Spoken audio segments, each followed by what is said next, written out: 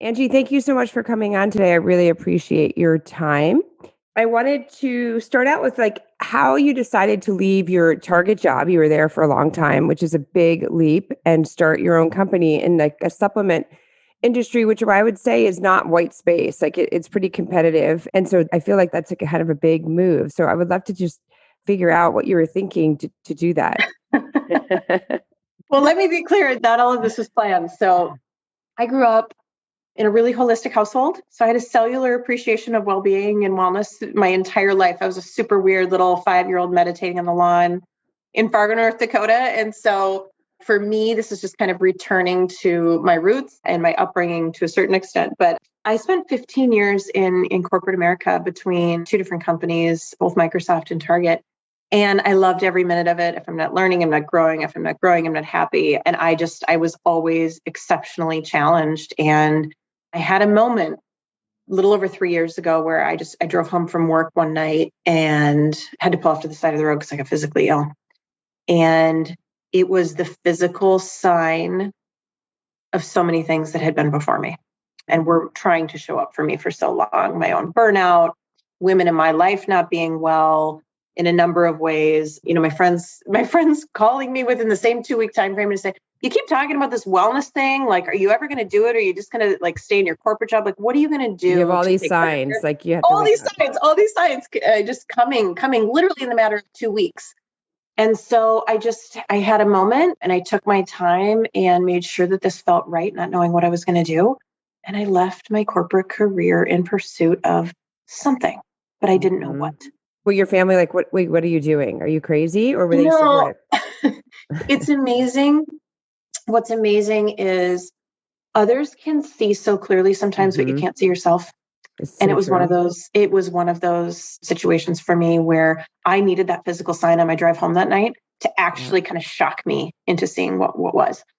And so I was so lucky to be able to take time off and figure out what it was for me personally and professionally that I felt like I needed to do around wellness.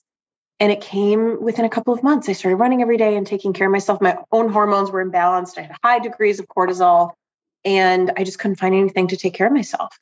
And I believe in supplements. I don't think there's any amount of avocado that can replenish what we as women put out on a daily basis. And so I've always believed in the power of supplementation. And what existed was very expensive products. What I wanted to take, right, that was like East meets West and address mind and body was very, very expensive. And to me, felt like it was made for the 1% of affluent women. And then what existed at mass was either, in my mind, not made with women in mind, or largely in gummy format. Yeah, or a lot quality. of sugar. I mean, a lot of sugar. Yeah. So as a trained merchant, my whole career in creating brands, I saw a white space and I thought maybe this could be it. I didn't know what it was for me, but maybe this could be it. And so I started sketching out a brand and an idea, and wasn't easy, but started to kind of create a business model around what could be in the space. So how I see you're a co-founder, so you have a partner. Talk about that. How did you find a partner, and how did you decide to just start with a partner versus doing it on your own? Yeah. Eric was an amazing co-founder. He's no longer involved in the business.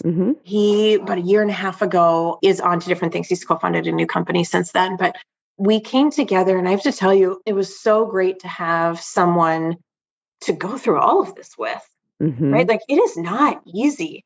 The mind needs to be exceptionally resilient. I mean, I like to think that I am the top 1% of, you're always in the top 1% of something. And there's most things I'm not, but like, I am so tenacious and I don't give up. That really served us well as we continued to build the brand. So yeah, the journey has been 3 years, and it's been remarkable. It's been ups and downs, and I'm happy to talk about all of it. That's awesome. Okay, so you started this, you had this idea, you have this partner. Where did you begin? I mean, did you use your resources that you had and your contacts from Target to find the sourcing and the packaging and all that, or did you have to start from scratch? All from scratch. I had an amazing toolkit, don't get me wrong, creating brands. This was all in the home and apparel space. So totally supply chain is, the whole supply chain and everything is different. There was no packaging in apparel. And so it was all really different. And really where I started was thinking about, what does this look like in 5 years? Because I think brands are platforms. and have the ability to do really amazing things. And so for me, that 5-year view kind of grounded on what is the platform of the company? How do we stand for well-being for all, which means it doesn't have to be a full-time job. It doesn't have to be expensive, and it should be for everyone. And so in 5 years, I want to impact as many women and have them feel better as much as possible, right? And so like starting from that 5-year view of like, what does this look like, was everything, so that then you can almost like come back and chunk it out and say, in order to enable that, first year might need to look like this, and the second year might need to look like that. And then how you back into that. One of the key parts of our business model from day one was we wanted to be omnichannel. And that isn't easy, to have a package, to your point, or a brand that is having conversations on Instagram, is super postable, and can get through the supply chain for major retailers and look good on the shelf. All of those things kind of compete, right? And so as the example of looking out 5 years on what we want to do, that made all of those choices really, really good at the beginning. That's great. Now, where would you say most of your distribution is at this point? Is it direct to consumers or is it through retailers? Both. We are currently at Target. We have a direct to consumer site at raewellness.co, and we're at Amazon. And then I see you have a strong presence on Instagram. Can you talk about that and how you built that up? Yeah.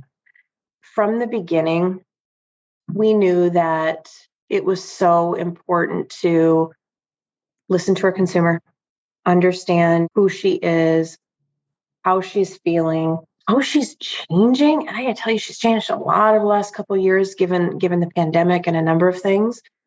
And so for us, it was really important to understand that, and then try to determine the channels to have a conversation with her. And Instagram is one of them, to your point. TikTok has been an amazing platform for us, as well as we've got a Shine Culture journal that is remote to our site. It's a completely different website that we talk to folks about their well-being more holistically on. And so for all those reasons, we kind of surrounded her life with not only the channels of conversation, but additionally the channels of distribution where she shops. And so all of that kind of got pieced together in terms of a brand identity, the brand voice, the diversity that we wanted to show up with, the authenticity that we wanted to manifest. And then obviously the Instagram is a channel, like you described, that we've had amazing success with in terms of being able to talk to our consumers. That's great. Now, is there any advice that you would give to anybody who's starting out? I mean, it is very hard to get eyeballs. Like I've had a lot of people who come and look for financing and they're like, okay, I have this beautiful website. And then I'm like, okay, but yeah, but what's your hook? Like it's so expensive and so difficult to get eyeballs to your website or to your Instagram page.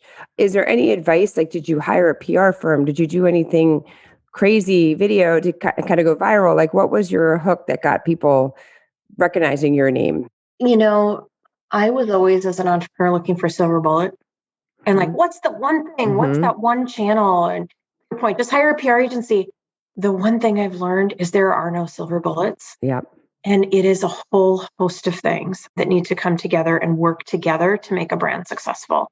And that magic sauce varies so much brand to brand, right? And so the biggest piece of advice I have for entrepreneurs is don't give up. Try a lot of things. There's multiple ways up that mountain. There's multiple ways to talk to your consumer.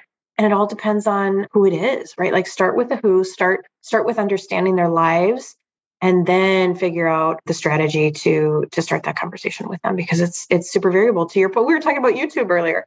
That's a great example of something that we haven't done yet, but has been highly successful for other brands. And so for all those reasons, I think there's so many variables, but there's no one silver bullet. It's the ecosystem of how it all works together. It's interesting. I'm in this mastermind group, and for some reason, I'm the only one who's not a doctor. And we were away 2 weekends ago, and we were talking about YouTube. So for anybody who's not on YouTube and trying to build a brand, especially, I see that you have 3 doctors that are on your board. I don't know if they're employed. I don't know, but they're on your website. Like if you could get them doing YouTube videos, right? Like on there giving advice, or not medical advice, obviously they can't, but just like even talking to your products. I mean, that is what we were talking about in my mastermind group, because YouTube, for those of you who don't know, is the number 2 search engine, right? So that's when people Google something, it pops up. If it's not in Google, it pops up in YouTube. So just side way of just telling you that you have these 3 amazing doctors if somehow they could give little video tips. The power of video, I mean, it continues to accelerate, to your point, across multiple channels. That's why we've had so much success on TikTok. That's why Instagram is changing their platform to be more video focused. And especially in a category like this, which requires education to say, have you thought about, or how do you want to feel? And therefore, maybe think about these things around your well-being and supplements specifically.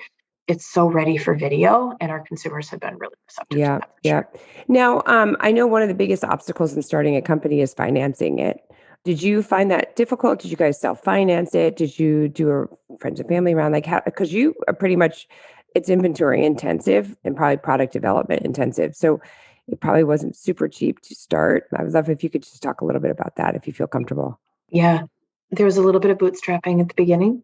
And then there's some friends and family and some smaller funds came in all the way through. We closed our Series A in December. With that said, that has been one of the most challenging parts of the journey. It took 10 years to get women, I know you know these stats, to get women-owned companies to get to 2.5% of venture capital funding. I know, it's crazy. And that was a high watermark in 2019, and it's rescinded since then. Yeah, because of the pandemic. And so for all of those reasons, like that for me was one of the pieces of the journey that required the most resilience and the most tenacity. Because after you get 50 no's, 80 no's, 100 no's, and sometimes it's, you should have learned how to do that better, or could have pitched that better. And some of it is just finding the cohorts that believe in the same things you do, or your business model, or are at the right stage, to invest in where you're at. And so there's a lot of capital out there, but finding that capital is really, really intensive. And for sure, one of the most difficult parts of the journey so far. Well, congratulations. That's exciting. Yeah, it's very time consuming, right? It's the time that you spend doing that. You're taking the eye off the ball of growing your company. And people don't realize, like it probably took you a lot of time to find. So just, can you touch on that a little bit? Like, is it like 100 to 1? Like, what would you say that ratio is? Because they always say like marketing, it's like someone has to hear something 7 times before they actually like sinks in, or you have to ask a customer 10 times before one says yes. What did you find that there was a kind of, I've heard it's like 100 to 1, typically. Is that what you've heard is 101? Yeah. I don't know if I have the numbers. I don't know, because I do believe it's different for everyone. I can speak to my own experience. And when you get that first yes, and you get someone fully committed to what you're creating, they have cohorts of other investors, right? And so it's almost like a lot of no's. And when that first domino falls, then things start to happen. Yep. And then you start to see the momentum, right? And so I don't know what the right numbers are, but for us, it's probably about that 100 to 1 ratio. But then once that one came. Well, no one wants to be the first yes. Yeah, exactly. No one ever wants to be that first yes, ever. Yep. And they want to see who else is coming in before they go in, correct? So talk about like your employees. Have you been able to outsource a lot of it? Do you actually have full-time employees and that managing that aspect of your business? Yeah, we have full-time employees. So our team is in the teens, and really that has been such a big enabler of our growth. We had 1 million customers our first year. And so at $15, you gotta work really, really quick and fast to get that amount of consumers. And so that required a team, and we knew that. And we also wanted to make sure that we manifested the authenticity. And so we didn't use a lot of agencies up front to kind of create, to your point, media plans and our channel plans. And so from a marketing perspective, we hired. And how we thought about the team and how we continue to think about the team is to be successful and to live a super authentic culture. The first thing you have to do, in my mind, is make sure that every single human is a mission aligned person, understands the mission of the company, and is super aligned to that. I worked on projects where I wasn't kind of aligned to the end result and I didn't do my best work. And so that is the most important part, is that they have a believability around well-being for all and what that looks like. The second piece is making sure that they have a really good perspective on personal and professional together. And what I mean by that is, I don't like the word balance, work-life balance. I feel like that indicates a math equation, but they understand personally and professionally their why and what's important to them. Because in a startup, you can work 150 hours a week. And so we want to make sure that people understand, their personal why as much as their professional why, so that we can walk the walk around well-being with each other and for each other. And then lastly, of course, experience, right human in the right role. But those first two filters have really allowed us to kind of hit home runs in terms of talent. And like I said, when you are so critically aligned to the why and everything that the company is doing, people show up and do their best work. And so that's kind of how we think about talent broadly at Rae. No, I love that. That's great. And then the other thing I was thinking of when I was looking at your brand, because it reminds me a lot of like the Goop, when she kind of calls her vitamins different, like whatever. And I, because of my being in this space a little bit with my other podcast, my Lyme podcast, talking about supplements, especially during COVID, is very tricky. It's just a lot of gray space in that. Have you found that difficult as far as like you can't make claims and you can't, there's just a lot of legality to talking about supplements and what it does. And even like when I'm writing my articles for my Lyme podcast, it's like you can't make any claims, you can't make any. So how have you kind of navigated that space? Yeah. There's definitely, a needle to thread in terms of navigating, while it's not completely FDA regulated, it's FDA enforced. And so there's a whole host of things to think about legally. We always had a belief from the beginning that our consumers and our reviews and the advocacy we would develop would do that for us. Mm-hmm. And we have thousands and thousands of reviews. Our average star rating is 4.85. And great. Our community doesn't just leave a star rating. They talk about our products. That's great. This worked really well, or this I would consider this, or I took these two together. And so for us, we knew that would be the best testimonial. There's only so much you can say as a brand about how amazing our products are. And we believe that, but we knew that would be our trial, if you will. Mm-hmm. And so for all those reasons, that's how we've always thought. And that's how we'll continue to think, is just listening to the voice of our consumer. Yeah, that's great. What would you say has been the most difficult part of starting this business? Oh my gosh. How much time do you have? I would say there's been so many amazing moments of momentum. And when I think that we've hit like the best moment of momentum, it just keeps getting better. With that said, there have been so many lessons learned, fundraising being one that we just described. I think the other biggest lesson for me personally has been the power of patience. It's something I'm continuing to learn every day with myself, with the business, with my own personal life. And to me, what that means is continuing to maintain the confidence and have the confidence to know everything will work out as it should. And that building a business takes time. Good and sustainable movements take time. And so it's so important to breathe and enjoy the journey, although I need to remind myself of that all the time, because we're so driven to impact lives, and we're so driven to, to get our products and our content in the hands of so many women that we believe we can help feel better. But I would say that to me has been the personal side of the journey that I've had to learn the most about. Yeah, because everything takes twice as much time and twice as much money as you want. 4 times. Yeah, I mean, we have this thing of like, whatever time you think it's going to take, quadruple it. Don't double it, quadruple it. And that's what it takes to start up. Because you kind of like, well, why is it that difficult? Let's just go. Like if everyone just focused at the same time, it would get done. But then it's funny how when things just align and it moves quickly, and then sometimes it just doesn't. Yep. That's been our experience for sure. Yeah. Now, is there any kind of, as a woman and growing a company, is there any advice you would give to entrepreneurs? I know you don't like that work-life balance kind of saying, but like, is there any tricks, apps, things that you've done in your life on a day-to-day basis that helps you manage everything? Yes, there's been a lot of things. The first has been hire an amazing team. Like that is first and foremost. Like to get a company to work, everything starts with the humans. And so that has been the most critical part of the journey in my mind. The other things that I do, to maintain, it's so funny. I used to have an amazing morning routine. I have a 16-week-old baby. So I just have my third baby. Oh, congratulations. And so, like all of the things, I feel like all of the things I used to do, get up at 5:45, and my entire routine has kind of gone out the window in the last few months. But for me, it is not being so hard on yourself and just doing the best you can. And so for me, my routine is quite different now.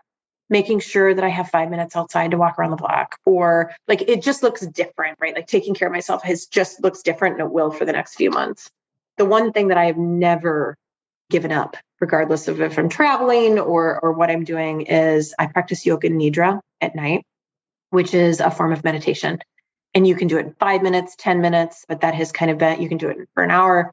That has definitely been kind of my go-to to make sure that I can calm my mind and my body before a restful night's sleep. And so for me, that's kind of been the never give up moment of everything. But for now, my life just looks so different. But a whole host of things to come, right? As my life returns to a little bit more of a normal state. Yep. No, are you also wearing an Oura ring too? I am. Yes, I have mine on too. That. I was going to say, is that one of your? It is. I love it. I love it so much. And it's a blessing and a curse sometimes, right? With a 16-week-old I know. baby. When you wake up and it's like, go back to bed. You're not ready for the day. And you're like, or you think you feel rested. Yeah. And it tells you you're not. Yeah. Yes, it's true. My dilemma is, when do you actually charge it? I agree. Because you like the data so much that it's hard to take it off. Yeah. Yeah. You're like, wait, I guess I charge it when I'm sitting at my desk. I don't know. It's one of those. And then I never remember to charge it unless it's at night. But then I'm like, but I want the sleep data. So it's kind of complicated. So I love it so much. That's good. Well, this has been amazing. Is there anything else that we haven't covered that you would like to cover, especially for women who are thinking about doing this journey or are on this journey, and how to support them? Such a good question. The biggest thing I've learned is, to be successful, you have to love the process and be motivated by the challenges and the building blocks, because starting a company requires, we talk about this, building a team, mobilizing investors, moving through incredible uncertainty. And you're not always going to have the answers. You're certainly not always going to have the results that you anticipated. And so you really have to enjoy the process and learning experience and put it all in context and perspective. Like, we have such a clear why at Rae, that when things, are taking a different road, there's multiple ways to the top of the mountain. And so when you're on a different road or you need to jump lanes, just making sure that you appreciate the process and learning, because nothing ever happens how you think. But that's part of the ride. It's so true. And it's interesting because I like to look at that question, because as we talked about, only 1.7% of women ever reach $1 million in sales in their business. And you did that the first year, which is kind of unheard of. Right. So, and then also, only 5% of women ever make it to C-suite. So, why is that? What makes a company or an entrepreneur super successful or not? And just kind of diving into those whys. I mean, obviously for you, it's the tenacity and it's a determination. Like, I'm going to get there, thinking big. I think it's another big thing that women don't think big enough. And you, right off the bat, are like, I'm going to change women's lives. Right. Yeah. And I think to our earlier conversation, a lot of it's venture capital, right? Mm-hmm. Like, a lot of women bootstrap, and access to capital is more difficult. And even, that 2.5% of the venture capital that we talked about, the valuations are lower and the amount of capital deployed is less, right? So there is a institutional challenge to continue to overcome there around funding. And some of it, to your point, is making sure that we're thinking big enough and that we're not taking no for it. Like, it's a whole host of things coming together, but there's so many women with amazing ideas out there. And I'm so excited about the conversations that are being had, and every moment that I can pay it forward, right, to newer entrepreneurs or somebody that's like just a couple steps behind me or thinking about raising capital. I immediately spend time with those folks, because I think it's really important to continue to support each other. Having gone through the whole capital raise for the Series A, is there anything in particular you think that's stands out that made you get the financing? Was it your background? Was it your idea? Was there anything in particular that people kind of are like, okay, this is why I'm going to invest in you versus somebody else starting a supplement company? Yeah. I think it goes back to the same silver bullet answer. I wish there was one thing. But having 1 million customers, our very first, results, investors are about financials and results, and that, in addition to all those other things that you mentioned, I think it's a blend of a number of things, not just one particular silver bullet aspect of it. Yep. That's great. Well, congratulations. So anybody who wants to go buy their Rae vitamins and supplements and change their life, you can go to raewellness.co. And then the Instagram is Rae for Wellness, is it? RAEFOR Wellness. Yep. Yes. Yeah. The FOR in between. Okay. Awesome. This has been amazing. Thank you so much. I really appreciate your time, and I can't wait to see you continue growing and changing the world. Thank you. Great to meet you.